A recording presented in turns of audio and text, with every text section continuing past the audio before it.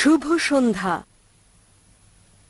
আমি আমি একটি প্রশ্ন করতে চাই খ্রিস্টানদের সঙ্গে সম্পর্কযুক্ত, যিনি করেছেন একটি প্রশ্ন আগে, এবং আপনি উল্লেখ করেছেন যে সৈন্যরা যিশুকে নিস্তার দেয় এবং তিনি তখনও জীবিত ছিলেন কবর দেওয়ার আগ পর্যন্ত। আমার প্রশ্ন হচ্ছে, যিশুকে কি আসলে শুলে চড়ানো হয়েছে, না তাকে সর্বকালের সব জ্বালা যন্ত্রণা থেকে রক্ষা করা হয়েছে? বোন, আপনার নাম কি বোন? আমার নাম রেচেল।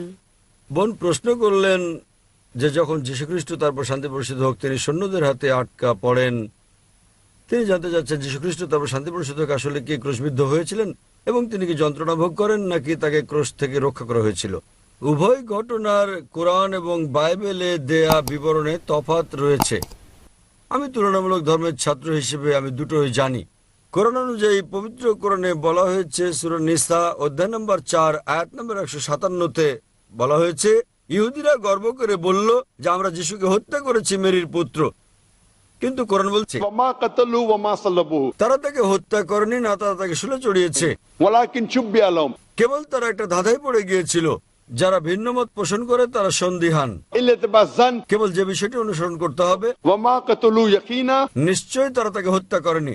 তাহলে কোরআন অনুযায়ী সূরা নিসা অধ্যায় নম্বর 4 আয়াত নম্বর 157, যীশু খ্রিস্টকে তার উপর শান্তি বর্ষিত হোক ক্রুশবিদ্ধ করা হয়নি, তাকে হত্যা করা হয়নি, তারা ধাঁধায় পড়ে গিয়েছিল। কিভাবে এটা ঘটলো আমরা কিছুটা বিবরণ দেব। পরের আয়াতে বলা হয়েছে, সূরা নিসা অধ্যায় 4 আয়াত নম্বর 58, আল্লাহ তাকে জীবিত তুলে নেন। বাইবেলে এখন কোরআনে মুসলিমদেরকে বলা হচ্ছে তাকে হত্যা করা হয়নি, তাকে শুলে চড়ানো হয়নি, আমরা সন্তুষ্ট। তারা ধাঁধায় পড়ে গিয়েছিল কিভাবে এটা ঘটলো। এ ব্যাপারে অনেক ধারণা রয়েছে। হতে পারে অন্য কাউকে তার স্থলে রাখা হয়েছিল, অথবা হতে পারে বিষয়টিকে বেশি পাত্র দেওয়া হয়নি। কোরআনে বলা হচ্ছে তাকে হত্যা করা হয়নি, না তাকে শুলে চড়ানো হয়েছে। আমরা সন্তুষ্ট, আমরা এর বেশি জানতে আগ্রহী নই। যদি আপনি বাইবেল পড়েন, যদি আপনি কাহিনীগুলো পড়েন, যদি আপনি পড়েন গসপেল, আমরা জানতে পারি যে যীশুখ্রিস্টকে তার উপর শান্তি বর্ষিত হোক ইহুদিরা অভিযোগ করেছিল যে তিনি ব্লাসফেমি করেছিলেন। যদি আপনি পড়েন গসপেল অফ জন অধ্যায় 10 অনুচ্ছেদ 31 ও 32, যেখানে তিনি বলেন আমি এবং আমার পিতা এক, তাই তারা বলে নিজেকে তিনি ঈশ্বর দাবি করেছেন। তাই তারা বলে তুমি মানুষে নিজেকে ঈশ্বর দাবি করো। তো যীশুখ্রিস্ট তখন বলেছেন গসপেল অফ জন অধ্যায় 10 অনুচ্ছেদ 32, তোমাদের ধর্মগ্রন্থে কি এটা লেখা নেই যে তোমরা হচ্ছে গড? যে ব্যক্তি ঈশ্বরের বাণী বলে তাকে গড বলা হয় এবং নিয়ম ভঙ্গ করা হয়নি। তাই এখানে তারা ভুল করেছে যে তিনি নিজেকে ঈশ্বর দাবি করেছেন। তারা তাকে মারার জন্য পাথর কুড়ালো। তখন তিনি বললেন আমি অনেক ভালো কাজ করেছি, কোন ভালো কাজের জন্য তোমরা আমাকে পাথর মারছো? তাই এর উপর ভিত্তি করে পাইলটে একটি বিচার হয় এবং পরে তাকে শুলে চড়ানো হয়। আর এর পরপরই শনিবারে ইহুদিদের সাবাত শুরু হয়ে যায়। তাদের দর্শন ছিল যে কাউকে শনিবার শুলে চড়ানো যায় না, যা শুক্রবার রাত থেকে শুরু হয়ে যায়।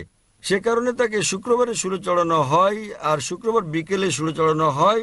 তাকে শীঘ্রই শুল থেকে নামিয়ে নেওয়া হয়, কারণ কাউকে শনিবারে শুলে চড়ানো যায় না। তাই তারা তাকে শীঘ্রই শুল থেকে নামালো। যদি আমরা বাইবেলের এই বর্ণনার সঙ্গে একমত হই, আমার ধারণা যে যদি তাকে শুলে চড়ানো হয়েও থাকে তিনি মারা যাননি।